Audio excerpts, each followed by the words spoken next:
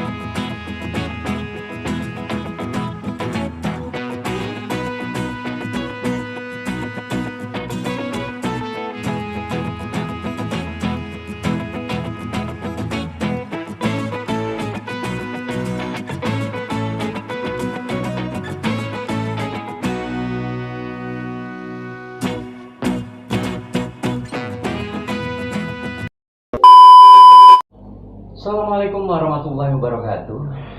Alhamdulillahirrabbilalamin. Wassalatu wassalamu ala asyrofil anbiya'i wal mursalin wa ala alihi wa sahbihi ajmain, amma ba'du. Rabbi shrah li sadri wa yassir li amri wahlul 'uqdatam min lisani yafqahu qawli. Puji syukur marilah kita panjatkan kehadirat Allah Subhanahu wa taala atas segala taufik hidayah dan inayahnya. Kita kembali bersua di kesempatan hari ini.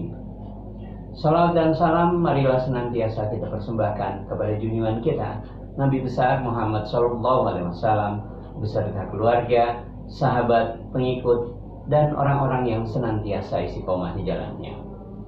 Free Palestine.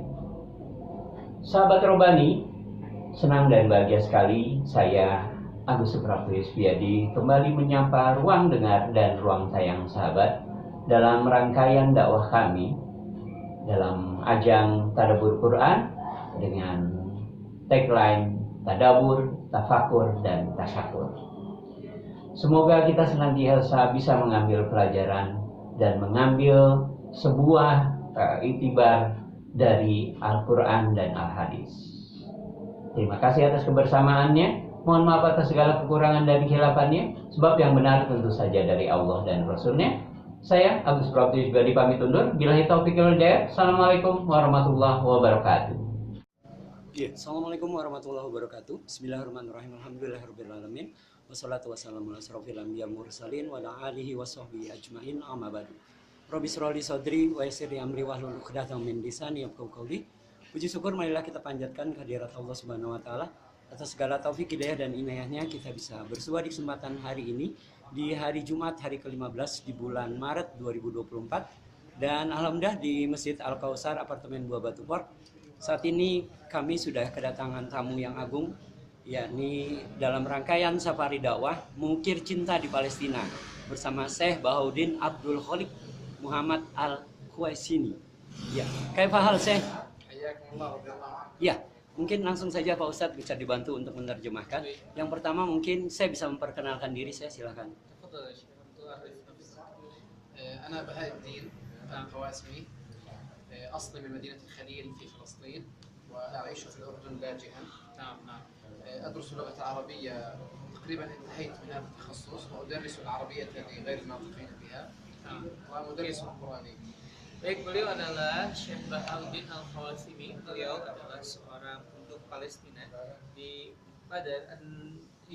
Madinah الخليل أصلي وأعيش في الأردن dari Khalil, dari Palestina Khalil, dan sekarang beliau mengungsi dan berada di Urdun, di Yordan.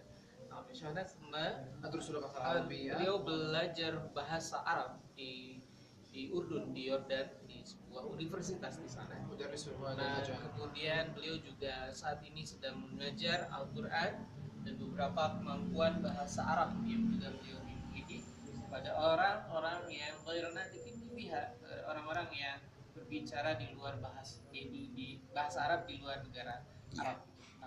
أدرس العلم التجويد. Dan beliau mengajar juga ilmu tajwid. ومحاضر في الشأن الفلسطيني والمقدسي. Dan kemudian beliau juga muhadir, seorang penceramah di Maqdisi, di sebuah lembaga namanya Maqdisi. berkaitan tentang Baitul Maqdis. بهذا القدر كفاية. Nah, kemudian juga ini yang sekarang beliau sedang jalan. Nah, Ya, baik. Kemudian di kondisi rakyat Palestina terkini di Ramadan 1445 Hijriah seperti apa sih, Tat? baik, nah ya Syekhna, كيف حالة الفلسطينيون اليوم؟ الفلسطينيون يعيشون حالة صعبة نعم. قد تكون هي الأخطر في العصر الحديث. Nah, bahwa dalam keadaan sangat menyedihkan, hadirin rahimahullah, bahwa hari-hari ini Palestina dan orang-orang Palestina hidup dalam keadaan saat yang paling menyedihkan, saat yang paling darurat selama masa penjajahan. Jadi inilah saat-saat yang paling luar biasa dialami oleh saudara-saudara kita, terkhusus di Gaza. Kehidupan mereka sangat luar biasa, paling memperhatikan saat-saat ini. Ya, kemudian harapan Syekh Baudin untuk rakyat dan masyarakat muslim di Indonesia dan di seluruh dunia seperti apa, Syekh? نعم يا شيخنا، ماذا الرجاء لهؤلاء المسلمين في إندونيسيا وخاصة وفي العالم كله؟ أولا يجب على المسلم أن يعيش حالة التآخي مع أخيه مهما بعدت المسافات. صحيح أن بيننا آلاف الكيلوات من المترات، لكن الرابطة الإيمانية تجعلنا وكأننا في بيت واحد. فهذا أولا. Yang pertama, hadirin rahimahullah, bahwa beliau menyampaikan bagaimana memperlakukan saudara sebagai saudara. Bagaimana kita memposisikan diri sebagai kaum muslimin yang satu, memperlakukan satu sama lain sebagai saudara, dan bagaimana kita merasakan bahwa mereka adalah bagian dari kaum muslimin secara keseluruhan. بعد الشعور يجب أن نترجم هذا الشعور بشيء مادي. كيف ذلك؟ إذا لم نستطع الجهاد بأيدينا في فلسطين وهذا مستحيل على من هو بعيد، إذا يجب عليه أن يجاهد بشيء ما هو كاللسان والجهاد بالمال وغيره من أنواع الجهاد. Dan kemudian setelah kita menyatakan diri saudara kepada mereka, maka kita harus berbuat sesuatu untuk memperlihatkan, berbuat untuk menyatakan bahwa persaudaraan ini benar adanya. Dengan apa yang bisa kita lakukan dengan lisan kita, kita menyatakan tentang hal-hal yang berkaitan tentang Palestina. Dengan harta kita, dengan perbuatan kita untuk membantu saudara kita, memperlihatkan persaudaraan yang real secara perbuatan dan perkataan serta niat-niat yang kita lakukan.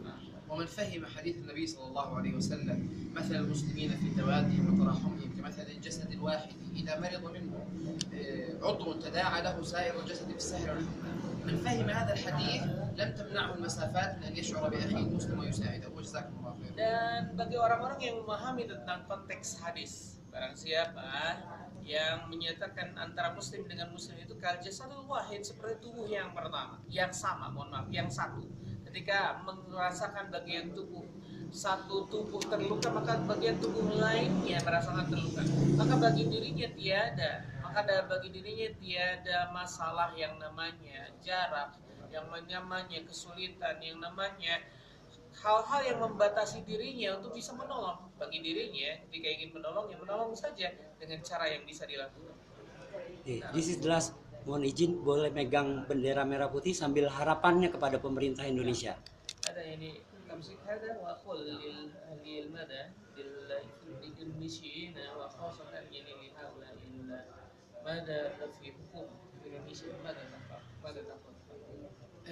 بما أننا مسلمون عربينا وأعجمينا يجب على كل منا أن يقدم ما يستطيع من حكومات ومن شعوب، إن كانت مساعدة المالية وغيرها فكل ذلك مأجورون عليه، وخصوصا في شهر الخير في رمضان، فالنبي صلى الله عليه وسلم كان أجود ما يكون في شهر رمضان. Nah, bagi seluruh rakyat Indonesia, terkhusus kaum muslimin dan terutama dari mereka-mereka yang ada di pemerintahan, maka beliau menyatakan, Anda, siapapun Anda, pada gilirannya harus ikut menyatakan dan memperlihatkan kepedulian dengan apapun yang dilakukan. Seperti apa yang dilakukan oleh Rasulullah SAW, beliau adalah seorang yang ajwad, beliau adalah seorang yang betul-betul dermawan. Tapi ketika masuk bulan Ramadan, beliau ajwad, beliau menjadi orang yang lebih ajwad, lebih dermawan. Maka ajakan beliau kepada seluruh Indonesia, seluruh rakyat Indonesia dan apapun, siapapun yang ada di kepemerintahan, maka